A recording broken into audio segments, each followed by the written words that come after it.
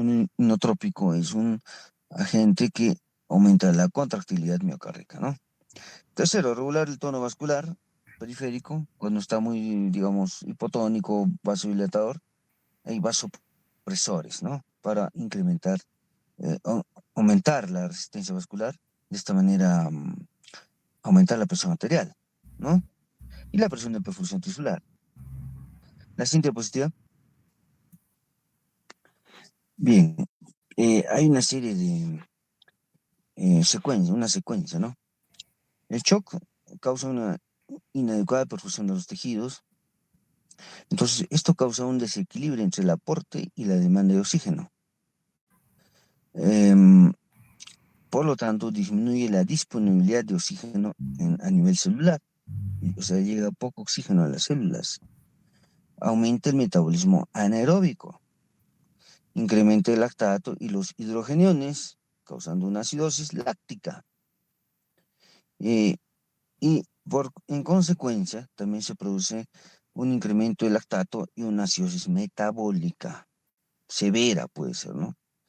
Una acidosis metabólica severa con pH de 6.9 es una acidosis metabólica que evidentemente va a llegar a producir un fracaso multiorgánico y la muerte del paciente, ¿no? Bien, la siguiente diapositiva. La llegada de oxígeno a los tejidos es muy importante, ¿no? Para eso existe la presión de perfusión del tejido. Tiene que ser suficiente. Una buena presión de perfusión tenemos que asegurar. Y también un transporte de oxígeno adecuado, ¿no? O sea, el medio de transporte también tiene que ser adecuado. No puede ser un paciente anémico, ¿no? Está anémico, tenemos que mejorar la hemoglobina para que el medio de transporte de oxígeno sea adecuado. Entonces, lo que se busca es buscar un equilibrio, ¿no? O sea, restablecer el equilibrio entre la demanda, el aporte de oxígeno y la demanda de oxígeno celular. Queremos buscar ese equilibrio, mira, una vez que estamos tratando un shock. Restablecer el equilibrio, ¿no?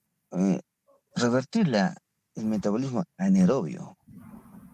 Por lo tanto, ya no se produciría 2 ATPs por molécula de glucosa, no, se produciría 36 ATPs. Ajá, 36 ATPs por molécula de em, glucosa, ¿no? Entonces, eso es importante. La siguiente diapositiva. Hay una serie de fórmulas complejas, ¿no? Por ejemplo, la presión arterial media es el resultado de lo siguiente, ¿no? 2 presión arterial diastólica más una presión sistólica entre 3. Así sacamos la presión arterial media. Muchos marcadores nos, nos, nos, nos indican que debemos manejar la presión arterial media como un parámetro para medir la perfusión tisular, ¿no? El aporte de oxígeno, el gasto cardíaco y la concentración de oxígeno arterial son variables que también son importantes en la cuestión hemodinámica de un paciente. Pero sin embargo, estas fórmulas son muy complejas y van a ser necesarias cuando hagamos eh, mediciones de la presión venosa central, la presión en cuña de la arteria pulmonar, mediciones del gasto cardíaco, ya son temas un poquito más complejos, propios de médicos intensivistas. No vamos a llegar a eso por ahora, pero en términos generales ustedes deben saber la presión arterial media, ¿no? La presión venosa central, la saturación arterial de oxígeno, ¿no? Y el volumen sistólico. Esos parámetros hay que repasarlos y hay que conocerlos al momento de hablar y tratar el shock. La siguiente diapositiva. Lo que se busca, una tensión arterial media más de 65 milímetros de mercurio. Es uno de los objetivos. ¿De acuerdo? Parámetros globales de oxigenación tisular. Por ejemplo, la entrega de oxígeno tiene que ser mayor a 600 mililitros de oxígeno, ¿no? Por minuto por metro cuadrado. La saturación venosa central de oxígeno En la vena cava superior tiene que ser más del 70%, ¿no?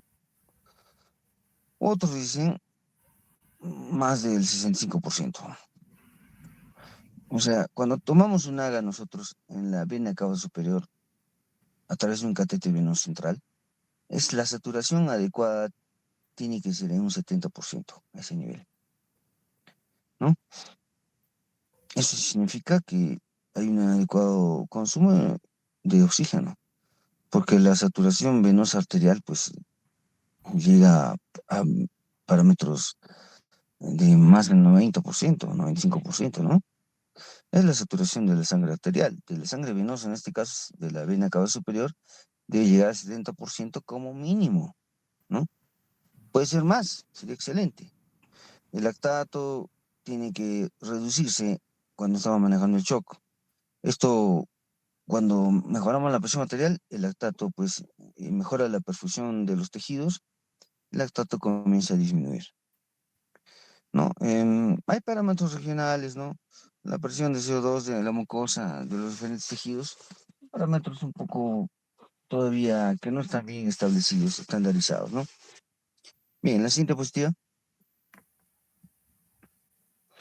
Algunas tecnologías relativamente nuevas son capaces de evaluar la perfusión local y la microcirculación.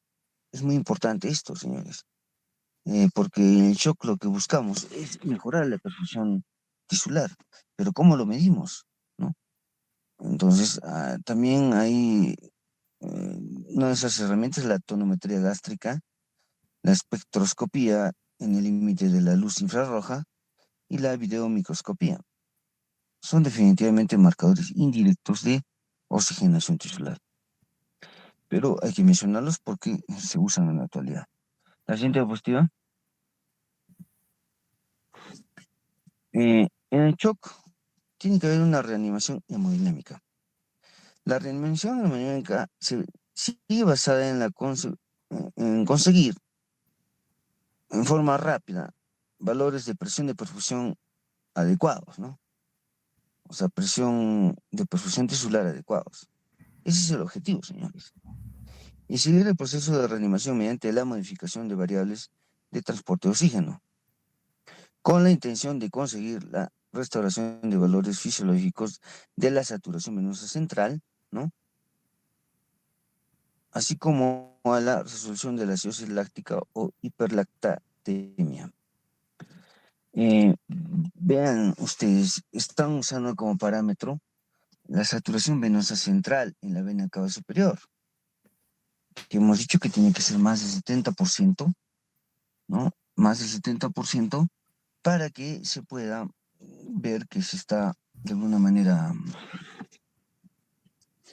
em, se está reanimando de forma adecuada. El lactato tiene que ser menos de 2. Eso es lo que debemos buscar. Si encontramos un lactato más de 4 o 5 o 6, 7, está en shock todavía el paciente. El lactato es un buen indicador de shock. Y la saturación venosa central, en los casos que tienen catéter venoso central, se tiene que medir la saturación venosa central. Si es más del 70%, estamos en buen camino. La siguiente diapositiva. Definiciones. Hay muchas definiciones del shock, ¿no? Es un estado circulatorio en el que la insuficiente perfusión de los tejidos conduce a la disfunción progresiva de órganos. Ojo, disfunción de órganos. Y puede inducir a un daño orgánico irreversible con la consecuente muerte del paciente o fallecimiento del paciente, ¿no?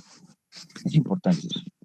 El shock no es en sí mismo una enfermedad, sino el desenlace común de distintas causas. ¿Entienden eso? La hipotensión y la hipoperfusión, o sea, la irrigación inadecuada de los órganos, son características fundamentales de su definición, o sea, del shock. ¿Entiendan eso? La hipotensión asociado a la hipoperfusión, no solo a la hipotensión, por si acaso, porque hay pacientes hipotensos que no están chocados. Eso ya hemos dejado claro. Entonces, la hipotensión y la hipoperfusión, entendido como irrigación inadecuada de los órganos, son características fundamentales de la definición de shock. En el adulto se considera shock significativa una presión arterial sistólica menos de 90 o un descenso de la presión arterial sistólica más de 40 respecto a su basal.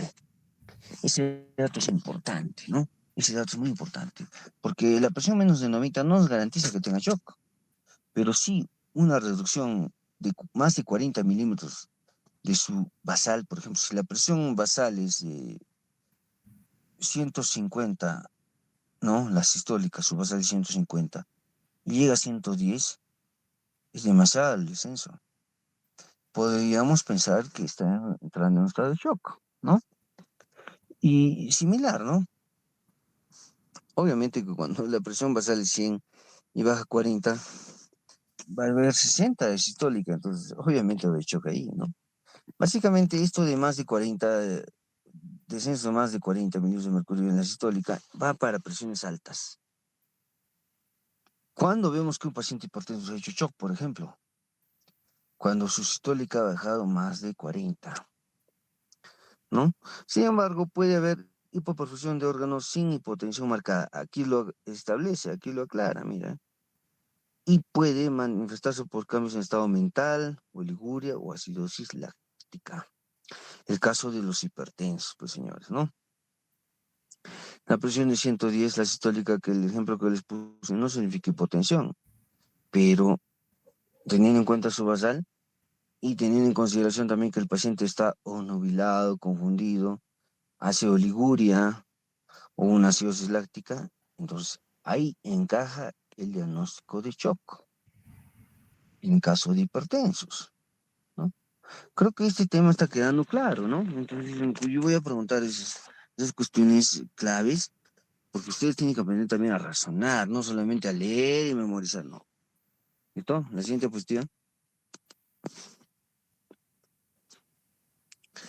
Bueno, el shock se define como un síndrome, es un síndrome, señor Shock, de etiología multifactorial, ¿no? Muchos factores, muchas causas, desencadenado por una inadecuada perfusión sistémica aguda y caracterizada por el desequilibrio entre la demanda y la oferta de oxígeno a los tejidos, bien por un aporte inadecuado, bien por una mala utilización a nivel celular. Aunque los efectos de la perfusión tisular inadecuada inicialmente son reversibles, esta situación puede conducir a la activación de los mecanismos fisiopatológicos compensadores, descompensadores, alteraciones metabólicas e hipoxia celular generalizada, lo que provoca alteraciones celulares por disfunción de la bomba iónica de la membrana y edema intracelular. O sea, lo que causa finalmente la hipoxia es una disfunción de la membrana celular, ¿no? Y esto pues genera una, una muerte celular, ¿no? Hace que sea consecutivo un fallo multiorgánico, fallan los órganos, porque hay una alteración en la membrana de las células del hígado, del cerebro, etcétera, y, y hace una falla multiorgánica y el paciente fallece. La causa de muerte en los pacientes con shock es la falla multiorgánica. A pesar del importante número de investigaciones llevadas a cabo y los avances tanto en el diagnóstico como en el tratamiento, la mortalidad del shock persiste elevada. Alrededor del 30 al 40% de los pacientes con shock séptico, ¿no? No. Los pacientes con shock séptico mueren en el primer mes. Bueno, está dando acá una cifra, ¿no? Alrededor del 30-40% de los pacientes con shock séptico mueren dentro del primer mes. Y entre el 60 y el 90% de los pacientes con shock cardiogénico lo hacen al mes, ¿no? Shock cardiogénico, ¿por qué? Por un infarto de miocardio, por una disfunción valvular, etcétera, ¿no? La diferencia de la mortalidad en el shock hipovolémico es muy variable, dependiendo de la etiología que lo provoca y la rapidez en el diagnóstico y el tratamiento. O sea, el que tiene mejor pronóstico no es el shock séptico ni el shock cardiogénico, es shock hipovolémico hemorrágico, porque es fácil restaurar los componentes sanguíneos como la sangre, el glóbulos rojos, el plasma, las plaquetas, ¿no? Eso es importante. La siguiente diapositiva. Tipos de shock. Shock hipovolémico como hemorragias, deposiciones líquidas, quemaduras, vómitos persistentes, ¿no? Cardiogénico, infarto de miocardio agudo, insuficiencia cardíaca congestiva, obstructivo, embolia pulmonar aguda, un tromboembolismo pulmonar, un hemopericardio con un taponamiento cardíaco, distributivo, shock séptico, neurogénico y anafiláctico. Está incluido acá, señores, ¿ah? En el shock distributivo, shock anafiláctico. Shock anafiláctico. O sea, mira, ahí el shock distributivo implica sepsis, o sea, el shock séptico, el shock neurogénico, ¿no? Que ya lo hemos estudiado, y el shock anafiláctico, ¿no? Entiendan ese punto, ¿ah? Es muy importante esa causa de shock anafiláctico, como causa de un tipo de shock distributivo. La siguiente diapositiva.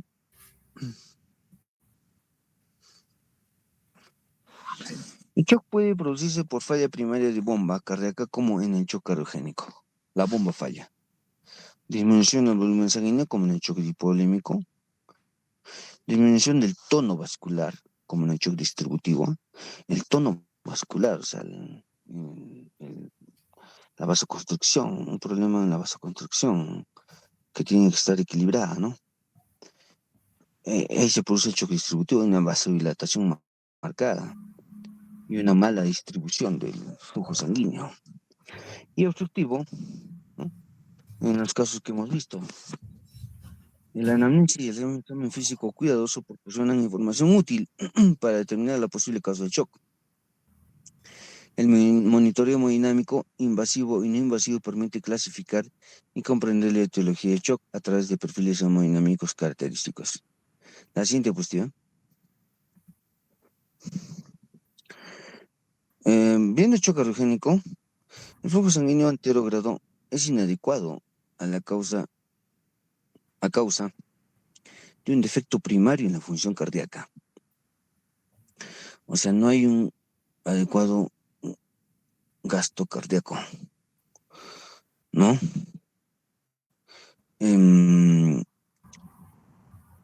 Esto se dice siempre y cuando hay un adecuado volumen intravascular.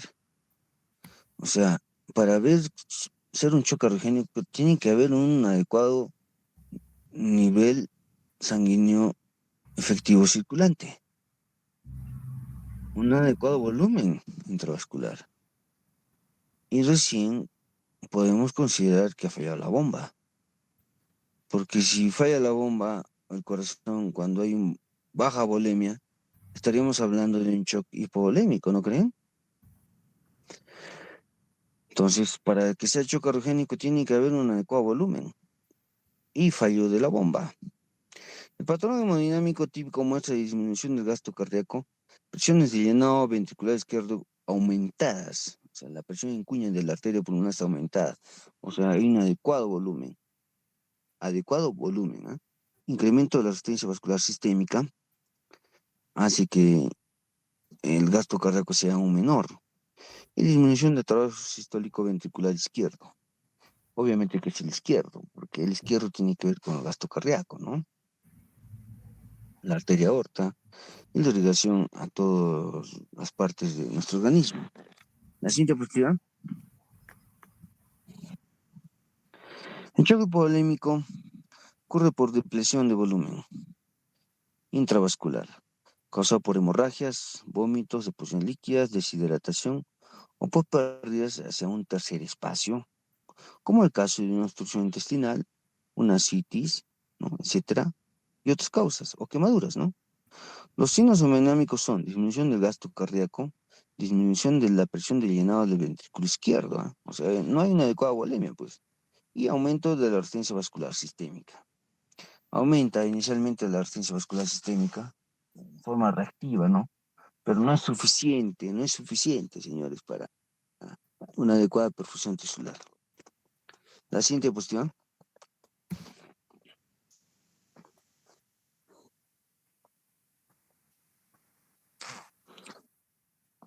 Ya. En el shock distributivo, el tono vascular se pierde por diferentes causas, ¿no?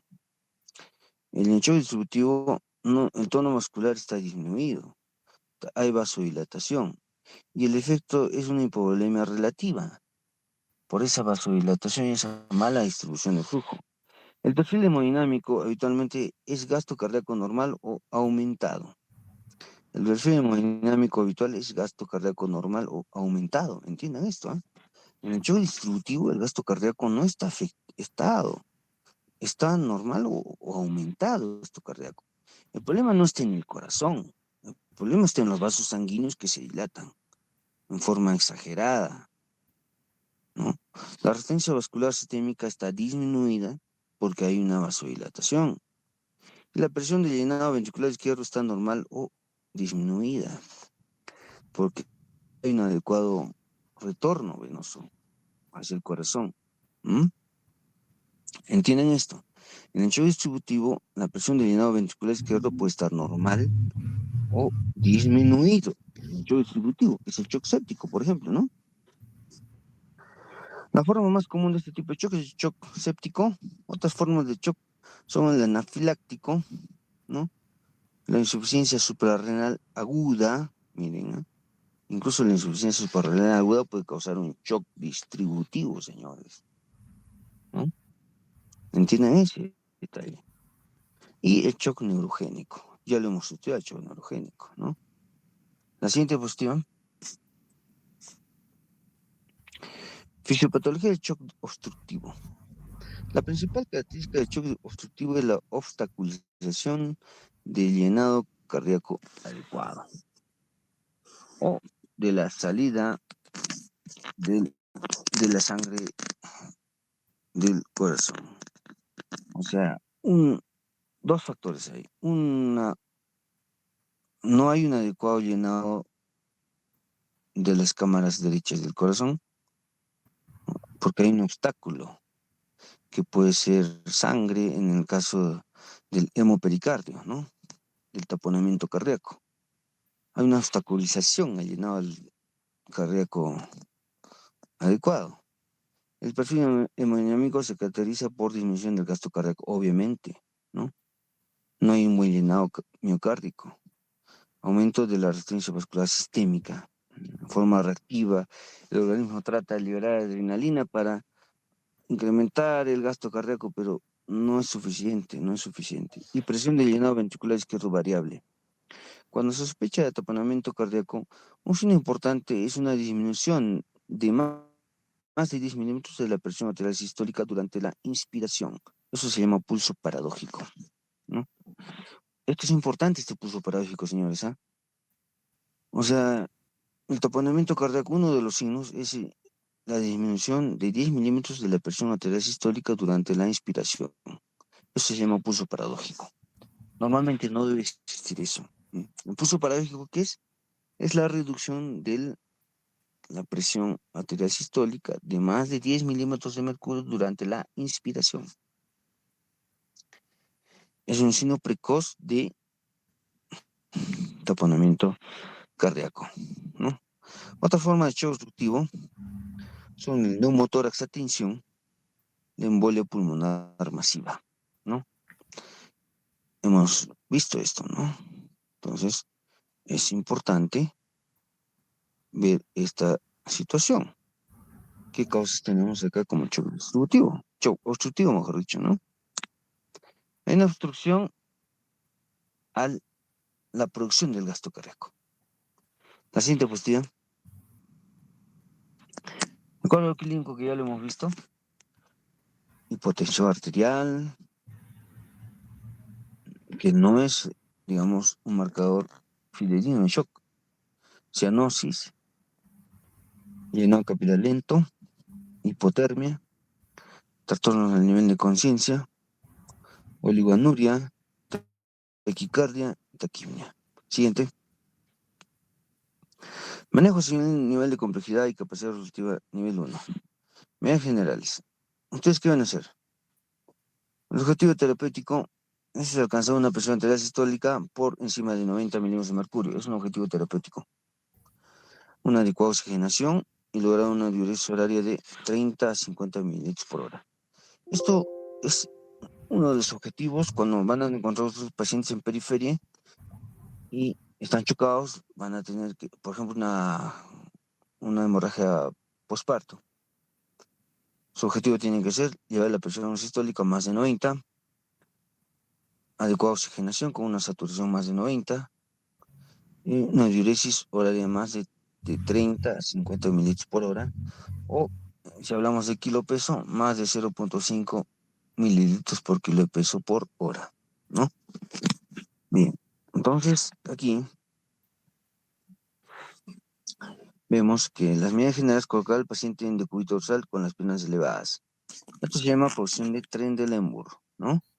¿Para qué? Para que la sangre que esté en los miembros inferiores retorne al corazón y así se aumente la precarga. La precarga se llama, ¿no?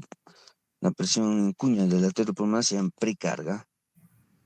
Y de esta manera haya un adecuado volumen sanguíneo circulante. Administrar salino mediante una infusión, una vía periférica número 14, 16 o 18, ¿no? Colocar una cánula de oxígeno a 5 litros, para empezar. A veces se puede usar reservorio, 10 a 15 litros, en pacientes chocados. Se dan cuenta que el objetivo es aumentar la volemia y aumentar la oxigenación. Lo que debemos buscar en el shock es tratar la hipoxia y incrementar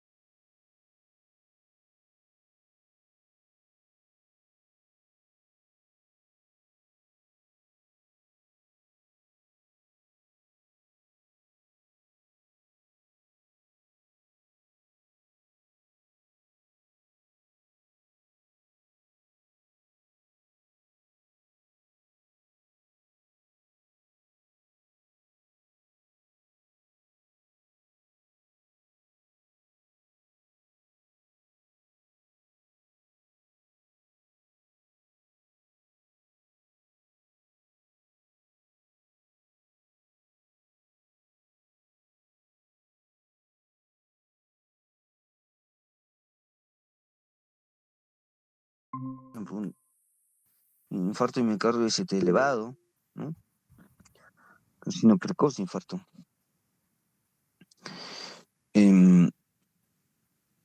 Y cuando ya se ha de alguna manera hecho algo por el paciente se ha estabilizado, hay que referirlo ya para que pueda recibir un tratamiento más especializado, más específico a su patología. Y eso tienen que hacer ustedes, ¿no? Bien, la siguiente diapositiva.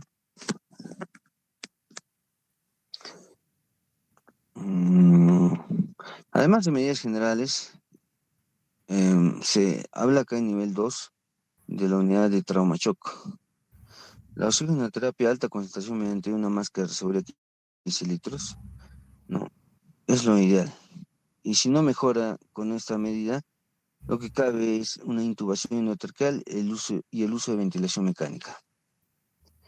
La fluidoterapia, administración de rosalino inicialmente 200 a 300 centímetros cúbicos durante 30 minutos y luego a 60 gotas por minuto, significa 4 frascos en 24 horas, mediante una vía venosa periférica gruesa, 14-16 puede ser, ¿no?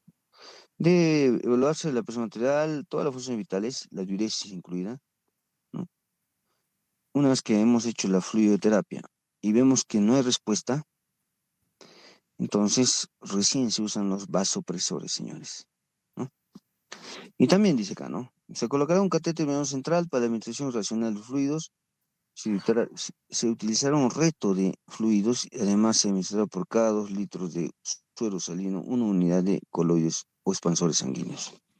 O sea, por cada 2 litros de cloruro de sodio se puede poner 500 mililitros en coloides, ¿no? Aimacel, poligelina, etcétera. Dice 500 mililitros en 2 o 3 horas, pero generalmente se les pone en bolo. La siguiente diapositiva.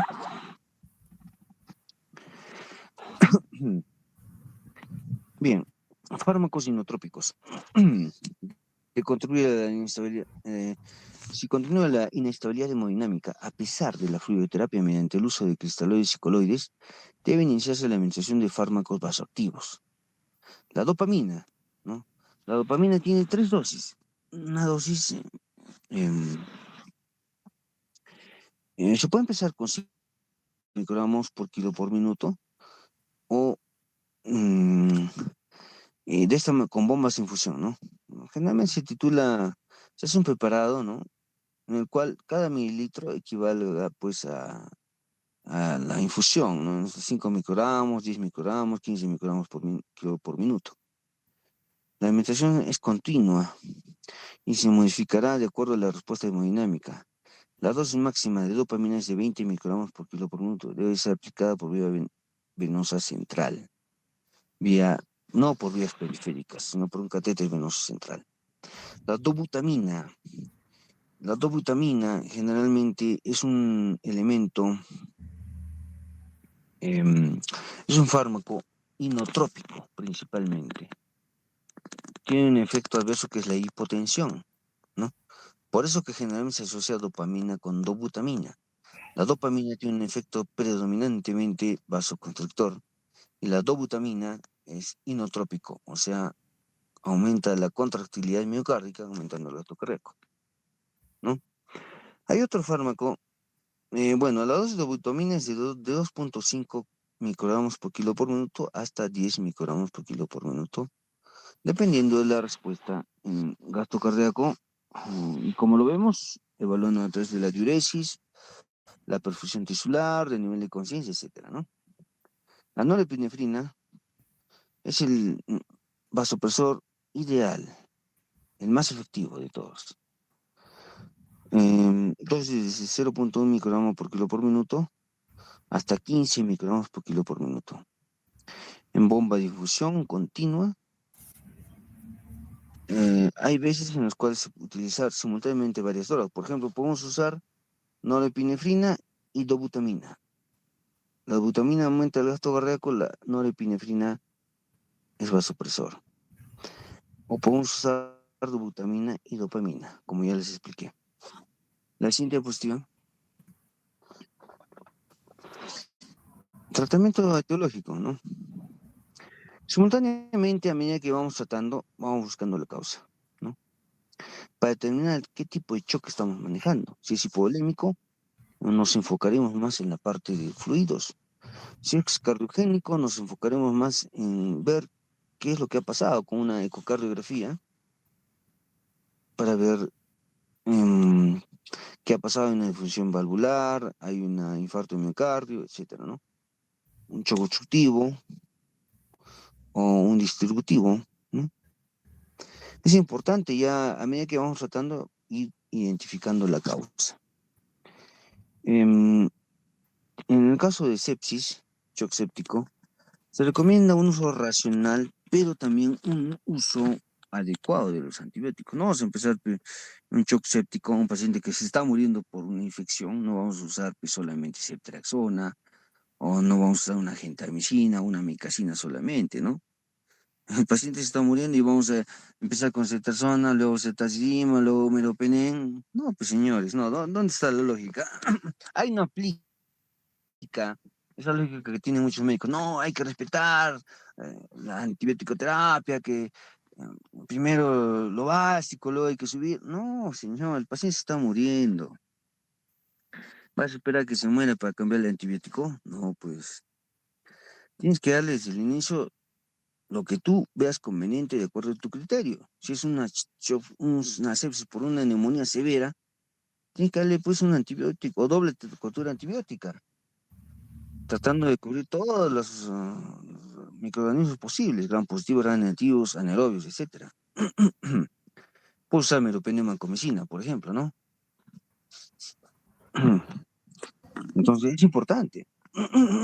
Imipenem vancomicina, puedes usar rofloxacino vancomicina, ceftriaxona vancomicina, dependiendo de la gravedad del caso, ¿no? Pero tenemos que dar un tratamiento adecuado. Adecuado no significa dar el antibiótico que todos usan, que es la ceftriaxona. Hasta para faringitis ya lo usan. ¿Y ustedes creen que va a ser efecto por un shock séptico? No, pues no, ¿no? Entonces, también es importante desfocalizar, ¿no? Si hay un absceso intraabdominal, si hay quistes infectados, fascitis necrotizante o otro tipo de infecciones, hay que desfocalizar, realizar la cura quirúrgica o el tratamiento quirúrgico correspondiente, ¿no? Bien. Siguiente diapositiva. A ver, el nivel 3 dice acá, ¿no? Tratamiento extraordinario o coadyuvante. Aparte de lo que hemos hecho en el nivel 3, nivel más avanzado ya, el choque mediante medidas extraordinarias, tratamientos no convencionales, así como si existe shock persistente, se tiene que usar, o refractario, se tiene que usar, por ejemplo, el balón de contrapulsación intraórtica. Es un balón que se coloca en la arteria aorta, esto a través de la arteria femoral. ¿Qué es lo que hace este balón? Una vez que el corazón inyecta el gasto cardíaco, entonces evita que se infle el balón en ese momento. Una vez que inyecta el corazón al gasto cardíaco, se infla, justo está en el inicio de la aorta este balón. Entonces, se infla el balón y evita que la sangre retorne a un retroceso la sangre y sea propulsada hacia adelante, ¿no? Para mejorar la perfusión tisular. La ventilación mecánica convencional y no convencional, hemofiltración sanguínea para oxigenar la sangre, cirugías de alta complejidad, cirugías de rescate coronario, autotransfusión. Cirugías de rescate coronario, por ejemplo, la trombectomía miocárdica, ¿no? La trombectomía en las arterias coronarias. Es decir, en un infarto de miocardio extenso, se hace una cirugía a cielo abierto, lógicamente desde eso hemos hecho una angiografía, una, una angiografía de vasos coronarios, ¿no? Donde vemos una obstrucción de la arteria coronaria y ya sabemos quirúrgicamente a dónde vamos a ir, ¿no?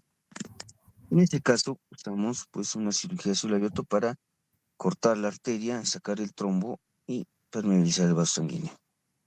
Es una trombectomía, ¿no? Radiología intervencionista, es decir, sin cirugía abierta, para descomprimir un foco infeccioso poco accesible, o radiología intervencionista para retirar un trombo, ¿no? O colocar stents miocárdicos, ¿no? En caso de oclusiones de las arterias coronarias. Actualmente ya se hace eso, a nivel cerebral también. Cuando hay un infarto cerebral, ya ahí se puede hacer por vía vascular una trombectomía, se retira el trombo con unos catéteres en forma de pinza y se pone un stent. ¿Qué es un stent? Es una malla en forma de tubo que permeabiliza, que mantiene permeable un vaso sanguíneo, ¿no? Y eso es lo que se hace en el tercer nivel, ya tratamientos más especializados, tanto a nivel miocárdico como cerebral o a nivel renal también, ¿no? La siguiente cuestión.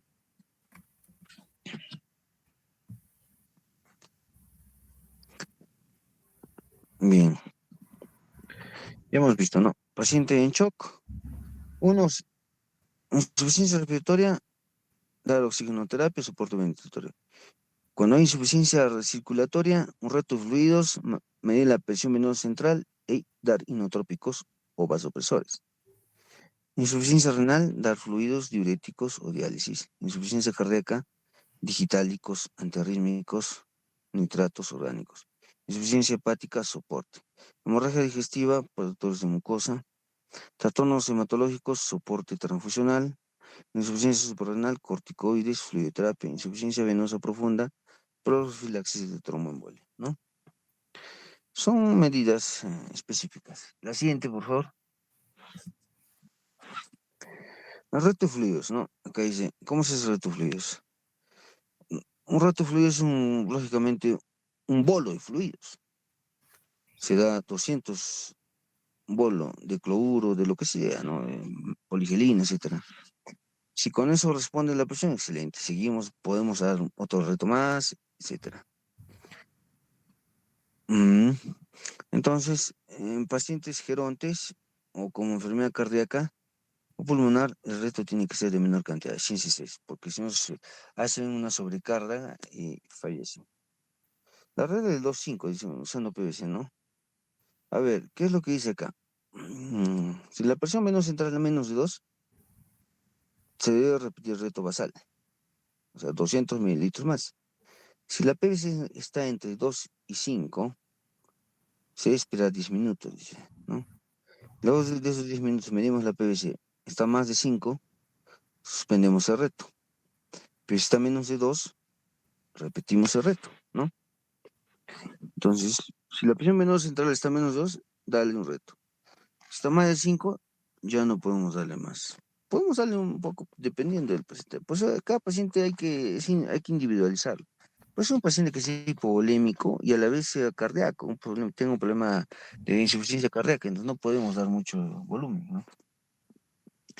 O puede ser que sea un paciente con shock obstructivo, ¿no? Donde no hay un adecuado llenado cardíaco. Entonces, tenemos que ser muy analíticos en ese caso. La siguiente diapositiva. Bueno, ya hemos visto todo esto, ¿no? Lo importante es encontrar una vía periférica, dos vías periféricas en caso de shock, no es una, de calibre grueso, 18, 16, etcétera, o 14 si pueden. Dos vías periféricas siempre, oxigenoterapia, no se olviden. Y ver la causa, ¿no? La causa. Eso es importante.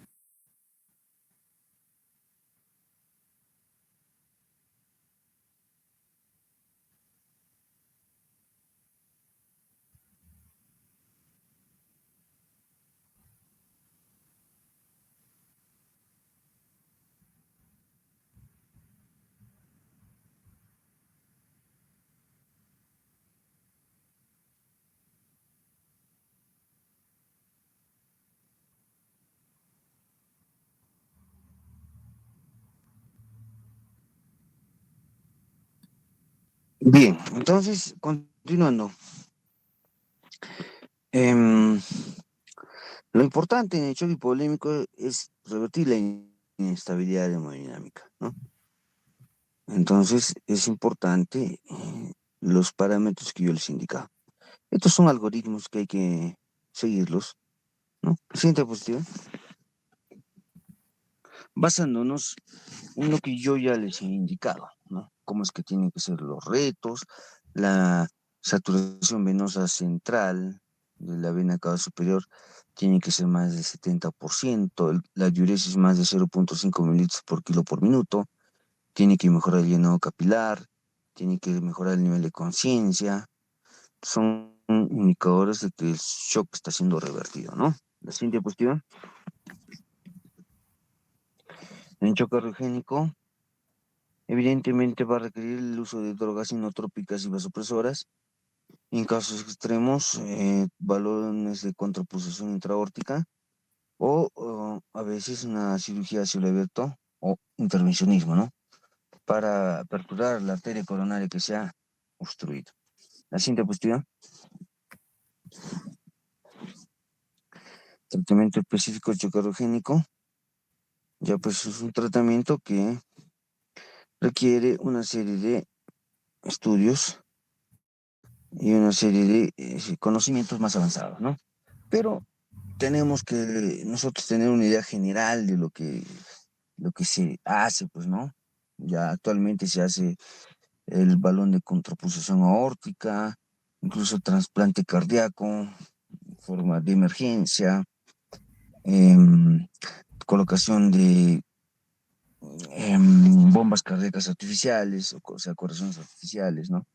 Que reemplazan temporalmente al corazón, ¿no? La siguiente diapositiva.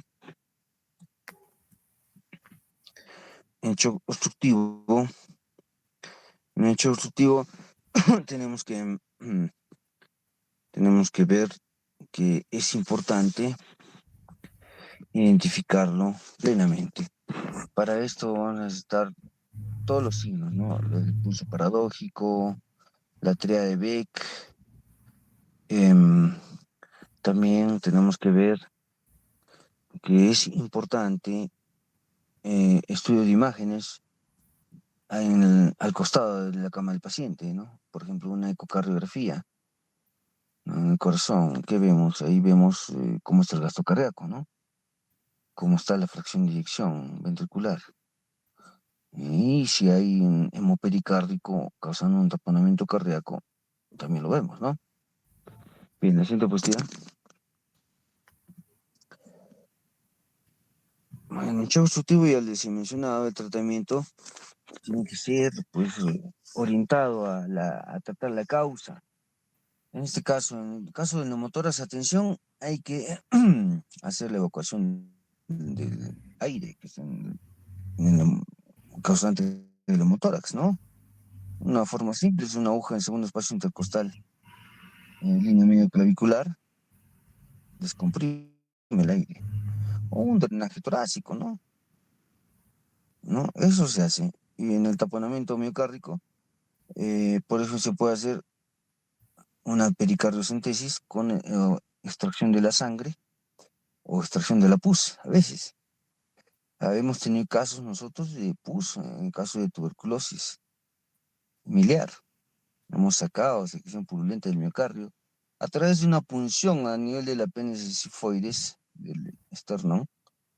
Hemos sacado cantidad de pus para mejorar el shock del paciente, ¿no? Son situaciones muy ya complejas que se tienen que hacer pasado la vida del paciente, ¿no? Hemos puesto a veces, en caso de hemorragias digestivas altas, la sonda Senstaken Blackmore. Es una sonda que tiene un balón esofágico y un balón gástrico para tratar las varices esofágicas en cirrosis hepática. Esto tiene efecto hemostático hasta que venga la endoscopia y haga el tratamiento específico de las varices sangrantes, ¿no? Sea escleroterapia, endoligadura, etcétera, etcétera, ¿no? Bien, así tenemos que tratar las causas. La siguiente. El shock séptico, la causa infecciosa tenemos que tratarla, sea quirúrgicamente o sea, en forma conservadora, con antibióticos de amplio espectro, el más amplio espectro que tengamos, la potencia más alta que tengamos, la dosis más alta que podamos. Así es como se trata un shock séptico. No se trata con pruebas de antibiótico terapia, primera escala, segundo escalón, tercer escalón. Esas son cuestiones muy, digo, poco razonables, ¿no? Paciente que está en shock séptico. La siguiente diapositiva. El shock séptico es importante, ¿no? Empezar con un tratamiento empírico, ¿no? Ya específico cuando hacemos cultivos, ¿no? En shock séptico hay tres tipos de tratamiento antibiótico: profiláctico, empírico y específico. Profiláctico cuando no estamos seguros que hay un foco infeccioso, pero hay una sospecha, ¿no? Hay una sospecha. Empírico cuando sabemos que hay un cuadro infeccioso, un absceso, pero tenemos que darle con todos los antibióticos. Específico ya cuando tenemos los cultivos, ¿no? Ya días después, ¿no? 3 a 7 días después ya tenemos cultivos. Ya sabemos qué bacteria está implicada, un estafilococo, por ejemplo. Lo redirigimos con una vancomicina, ¿no? Para tratar de forma específica el shock. La siguiente diapositiva, criterios de referencia. Cuando no tenemos la capacidad resolutiva, una vez estabilizado el paciente, se tiene que referir, señores. Tampoco se puede referir a cualquier paciente, ¿ah? No podemos referir a un paciente que está inestable hemodinámicamente. Referirlo sería que se muere en el camino, ¿no? Salvo en caso de que ya no haya más que hacer, más recursos que ofrecerle, tenemos que referirlo a como de lugar, ¿no? Una gestante, por ejemplo, ¿no? Estamos en un puesto de salud en Parinacochas, digamos, o en Caballococha, no sé dónde será eso, y el hospital de Moyobamba. Entonces tenemos que referirlo a una hemorragia posparto a como de lugar, porque si no la paciente se nos muere, porque no tenemos sangre en Caballococha, ¿no? Como no hay sangre o derivados, el paciente se muere. Entonces mejor es llevarlo a como de lugar. Obviamente en el camino hay que administrarle cristaloides, coloides, etcétera. La siguiente cuestión. Hay una serie de estudios, un poco se ha sobrepuesto acá, pero en definitiva, el shock es manejado principalmente por los intensivistas, pero el emergenciólogo en la actualidad es el que da el manejo inicial por varios días, ¿ah? Porque a veces las camas están llenas y el emergenciólogo ya ha tomado digamos, un papel protagonista en el manejo de este tipo de pacientes y definitivamente ha cambiado la historia del manejo de los pacientes. Ha mejorado incluso el pronóstico de vida de muchas personas que llegan a emergencia y no tenían otra opción que la muerte. Han llegado los emergenciólogos a salvar vidas, ¿no? La siguiente diapositiva. Siguiente. Ya hemos definido el shock, ¿no? A ver, acá hay un dato importante. La prevalencia del shock séptico en un ensayo, ¿no? Del 2010 fue entre los tipos de shock, ¿no? ¿Cuál es el más frecuente? Se nos pregunta. El tipo shock séptico fue un 60%, cardiogénico un 17% y el hipovolémico un 16%, en una serie, ¿no? En otras series, el shock séptico siempre es el más frecuente, seguido del shock hipovolémico con 20%, después está el cardiogénico con 15%. Eso es lo que se maneja en Perú generalmente, ¿no? Séptico, hipovolémico, después el cardiogénico. Después están los shocks obstructivos, etcétera, ¿no? Eso es importante. Siguiente. Entonces, ¿qué, ¿cuáles son los marcadores de perfusión tisular? Miren el lactato sérico en todos los pacientes con sospecha de shock. Es un tipo de recomendación nivel 1, ¿no? ¿Por qué? Porque los niveles de lactato son típicamente más de 2.000 equivalentes por litro en shock. Un lactato más de 2, indicador de shock. La mención seriada, ¿no? Del lactato es importante para ver cómo va la reversión del shock, el tratamiento de shock, ¿no? La saturación venosa central de oxígeno, ¿no? Es importante, tiene que ser más del 70% en la reanimación. Estamos en 60%, hay que mejorar la oxigenación, hay que dar más volumen, hay que aumentar el gasto cardíaco, etcétera. Todas las medidas, ¿no? Para tratar el shock, etcétera. La siguiente cuestión.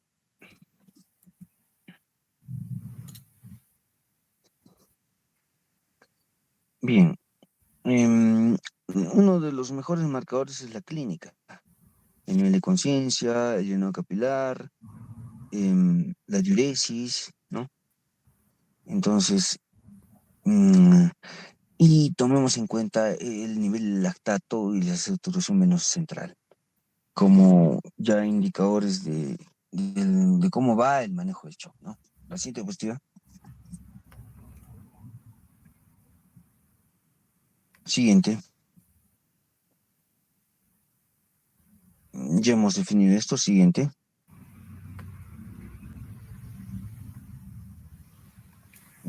Acá, la ecocardiografía. Primera maniobra diagnóstica en la tipificación del shock. Mira, ¿se dan cuenta? Ahora es frecuente un conocimiento básico de la ecocardiografía entre muchos intensivistas y emergenciólogos, ¿no? Ya que nos permite diferenciar un shock séptico, un shock cardiogénico, shock obstructivo, ¿no? Un shock hipovolémico, ¿no? La ecocardiografía ya ha tomado un papel muy importante.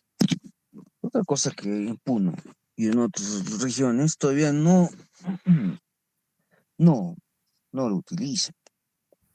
No tienen interés en hacer una ecocardiografía en emergencia.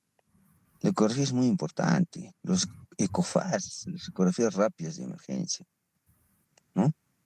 Muy importante una ecocardiografía. Primera maniobra diagnóstica en la tipificación del shock. Ecocardiografía. ¿De acuerdo? Y esto se hace en emergencia, pues, no se hace en UCI. Siguiente diapositiva. Es importante interpretar los hallazgos electrocardiográficos, ¿no? Con los otros parámetros, ¿no? Para hacer una unidad diagnóstica que no solamente se base en una ecocardiografía, sino que sea un conjunto de parámetros para desarrollar, diagnosticar adecuadamente el shock y tratarlo también, ¿no? Bien, también es importante no causar hipervolemia, porque puede empeorar la situación, puede causar una congestión pulmonar y de esta manera causar una falla cardíaca. El corazón ya no puede, se agota, causando una falla cardíaca aguda, ¿no? Y de esa manera se puede evitar, entender de que el exceso de la reposición de fluidos, entendido como hipervolemia, es muy perjudicial para el paciente también. La siguiente cuestión. Siguiente cuestión. Bien. Acá lo que podemos rescatar. Delegado, ¿qué ha pasado? ¿Lo has sobrepuesto las diapositivas? Debes un No, poquito ordenarlos, pues, debes ordenarlas. ¿Qué pasa? el doctor está Ya en bueno, formato PDF. igualito, debes arreglarlo. Bueno, no es tu culpa, pero ya, yo lo voy a explicar. A pesar de que el delegado no ha arreglado, yo os voy a explicar. Bien, emplear una sola variable para el diagnóstico o el manejo del shock no es adecuado. ¿Entendido? Em, Cuando es necesaria la monitorización hemodinámica, la ecocardiografía es el método inicial ideal, método inicial para tipificar el tipo de shock. Entendamos ese concepto, ¿sí? La siguiente positiva.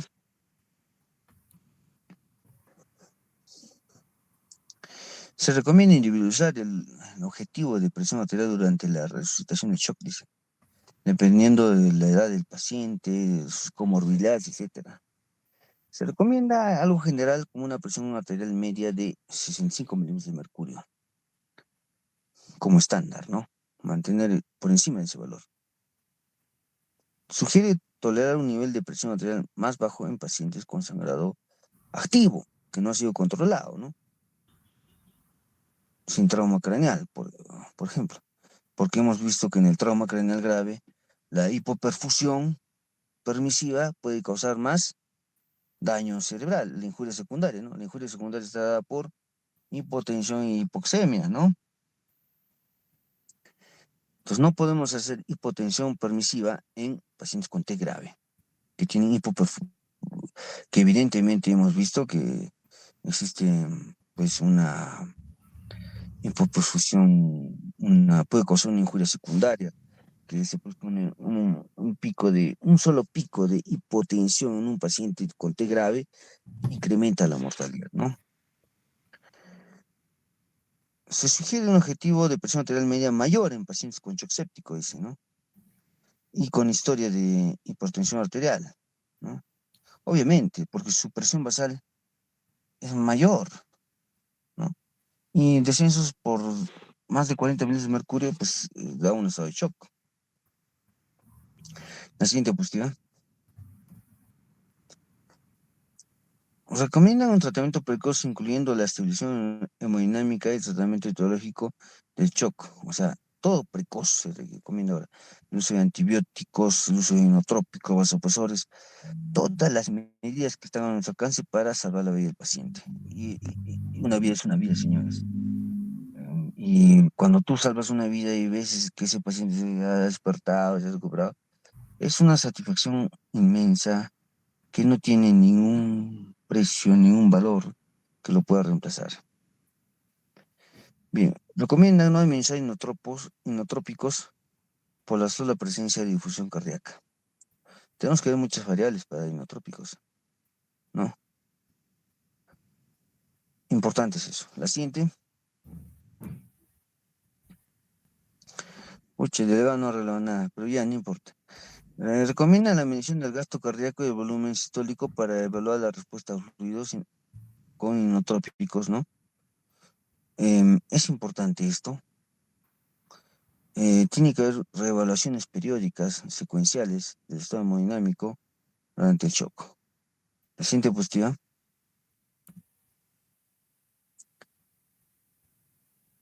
Siguiente. ¿Qué es la precarga, señores? La precarga es la sangre que llega a la aurícula derecha. Es toda la capacitancia venosa, toda la sangre venosa que está llegando al corazón. Es la precarga. Por eso es la precarga. ¿Me entienden, no? Está relacionado con los fluidos. La precarga no es equivalente a hipovolemia. Tampoco es equivalente a euvolemia o hipervolemia. La precarga les he dicho que es la cantidad de sangre que llega a la aurícula derecha en un tiempo determinado. Si esta es baja, tenemos una hipovolemia. Si es alta, hay una hipervolemia, ¿no? ¿Cómo se mide? Con la presión venosa central. La presión venosa central mide la precarga. De 5 a 10 es lo normal. De 5 a 10 centímetros de agua. ¿Me entienden? Así se mide la precarga, con la presión venosa central principalmente. La siguiente diapositiva.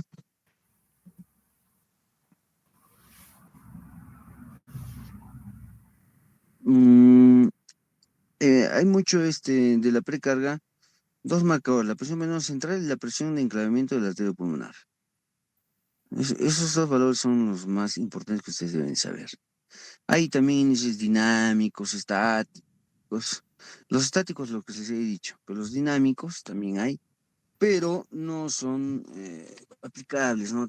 Tenemos que tener catéteres Swan-Ganz que se ponen en la arteria pulmonar para medir las variables dinámicas. La siguiente cuestión. Tenemos acá una serie de... Ustedes lo van a revisar más minuciosamente, pero sin embargo voy a recalcar los aspectos más importantes, ¿no? Hay una interacción entre el corazón y el pulmón, ¿no? Tiene que haber un equilibrio, ¿no?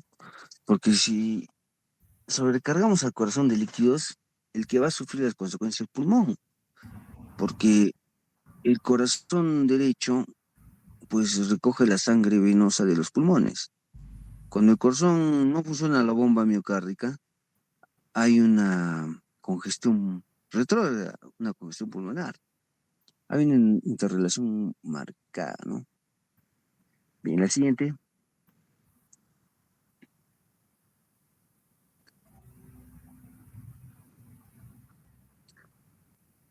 La siguiente, señores.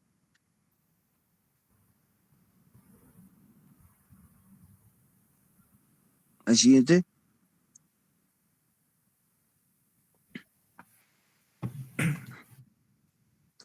Ya. Acá, por ejemplo, lo que vamos a rescatar es lo siguiente. Hay fluidos en los vasos de capacitancia venosa, por ejemplo, de los miembros inferiores, ¿no? Que tienen una capacitancia venosa alta, ¿no? O sea, hay venas que tienen una capacidad de almacenar sangre muy alta, como en las venas de la pantorrilla, las venas del muslo o las venas de la región pélvica, ¿no? Y pueden secuestrar volumen. Em, esa capacitancia es importante conocerla y se contrarresta con la posición de Trendelenburg o la aplicación de medias compresivas en las pantorrillas para que puedan retornar precarga al corazón. La siguiente diapositiva.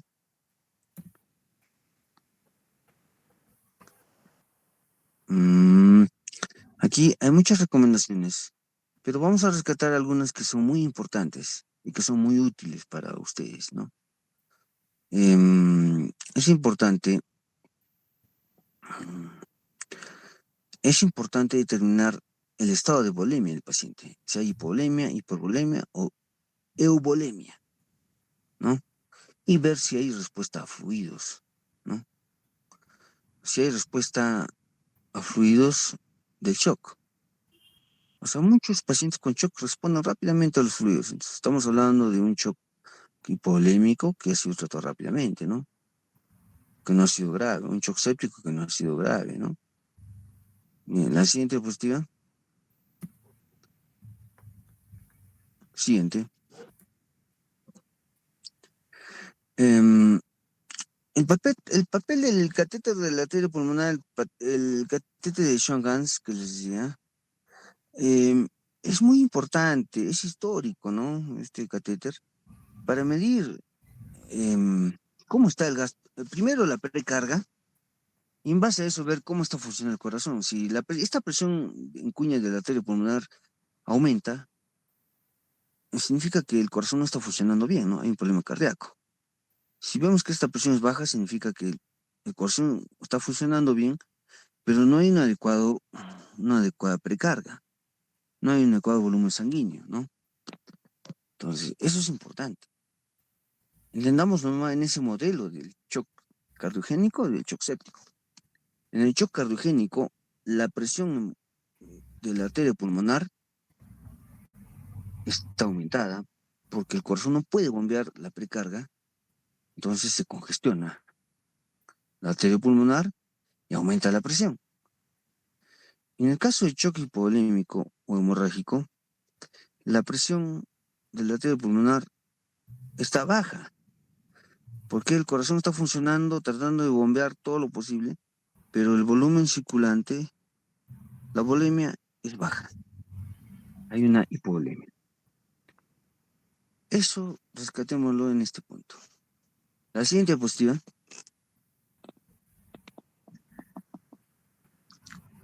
Hay también mecanismos de termodilución pulmonar y análisis del contorno del pulso que aporta información, ¿no? Que tiene mucho valor para guiar el manejo del shock. Los volúmenes intratorácicos, intracardíacos, los índices dinámicos de precarga dependencia, son situaciones que nos ayudan a mejorar, son parámetros y herramientas que nos permiten mejorar el manejo del shock. Obviamente en nuestro país no tenemos esto, pero es necesario mencionarlos porque que no hay en el Perú, que no hay en Puno, no significa que no lo vayamos a estudiar, ¿no? Siguiente diapositiva.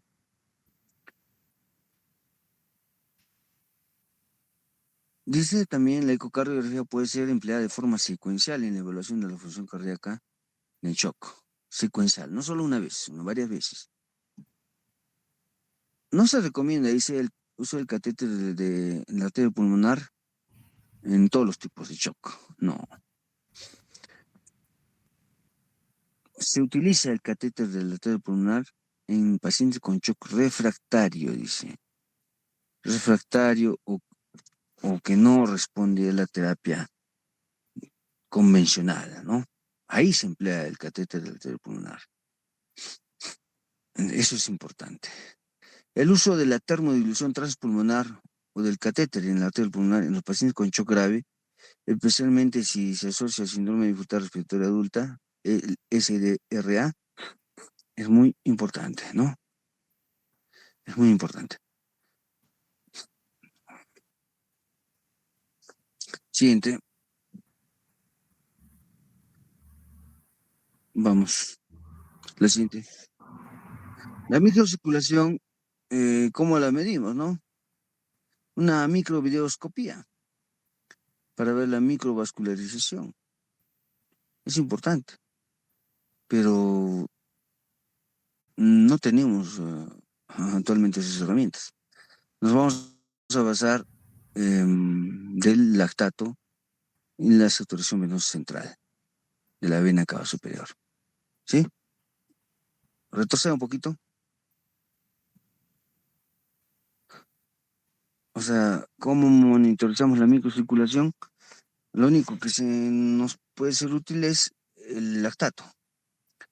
El lactato, si empieza a bajar el lactato, pues está mejorando la oxigenación en la microcirculación.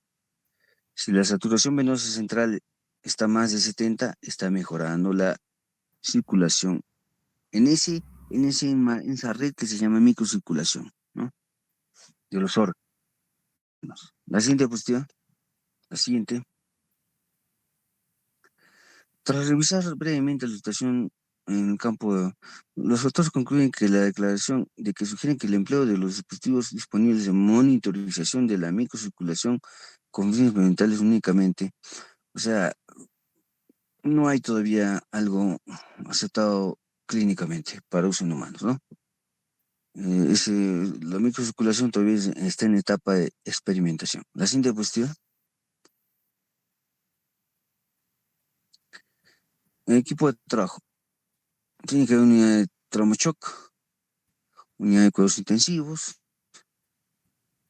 tiene que haber personal, equipos, fármacos, infraestructura, referencia oportuna a hospitales de mayor complejidad. El entrenamiento es muy importante, la capacitación continua, la acreditación y el clima laboral. El entrenamiento es muy importante, señores, para manejar un paciente con shock. Hay que entrenarse, ¿no? No es sencillo hacer la monitorización de la saturación venosa central, eh, la toma de agas, etcétera. Están entrenados para hacerlo secuencialmente y lograr los objetivos, pues, ¿no? Hay varias guías para el manejo del shock. La siguiente diapositiva. Bien, en este capítulo hemos visto el shock, que es un capítulo muy complejo, muy amplio, y es importante que ustedes lo sepan manejar en emergencia, porque es lo que van a ver todos los días, ¿no? Es lo que van a ver todos los días. Y por eso es que es uno de los temas más amplios. Se se desglosa en lo que es el shock séptico, shock cardiogénico, el shock disruptivo, el shock neurogénico, etcétera, ¿no? Entonces, hemos avanzado ya gran parte del curso. Delegado, dígame usted, ¿hasta cuándo tenemos plazo para subir las notas según lo que nos han comunicado ustedes? Yo tengo una fecha. Hasta el 28, doctor. Al siguiente miércoles. 28, ¿no? Ya, muy bien. Entonces vamos a tomar el examen, pues estamos, el 28, no, no puede ser el 28, tiene que ser antes del examen. Sería el 26 el examen. Va a ser de los temas que hemos avanzado, ¿no? Y es importante, esta es la primera unidad. La segunda unidad va a haber más variabilidad en los temas. Algunos compañeros, o la mayoría, van a exponer temas que son ya más pequeños, pero también son importantes y son más variados, ¿no? Bien, hasta acá es el primer examen, el día 26. Vamos a fijar la hora, si es a las 12 o a la 1. ¿Listo? Delegado, entonces vamos a coordinar, porque tiene que ser antes del 28. El 28 mismo no puede ser, ¿no? Imposible. Tengo que subir las notas ese día y ese mismo día no se puede tomar, calificar, no, no se puede. ¿Listo? Bien. Entonces, señores, el 26 estamos fijando la fecha del examen a las 12 del mediodía. Podemos modificar un poco la hora, pero la fecha tiene que ser sí o sí. ¿Listo? Bien, delegado. ¿Algo más, delegado? Eh, Solo eso, doctor. O quizá podría ser el martes, doctor. No, difícil, difícil. Difícil. Estudien para el 26, ¿ya? Ya, ya, doctor. Estudien para el 26. Y porque se les va a acumular. Es que no se puede, como les he dicho, no se puede calificar en un día todo. Es difícil, complejo. Si queremos considerar todo lo que ustedes aportan en su examen, sería bueno tener un poco de tiempo. Porque si pasamos así y calificamos una pregunta y vemos que no cumple en forma rápida, entonces no vamos a hacer una revisión adecuada de los exámenes, ¿no? Entonces, necesitamos un poco de tiempo, siempre es importante. Bien, de todas maneras estamos en conversación, delegado, ¿ya? Ya, doctor. Ya, muy bien. Muchas gracias, señores. Buenas noches. Hasta luego. Buenas noches, doctor. Hasta luego.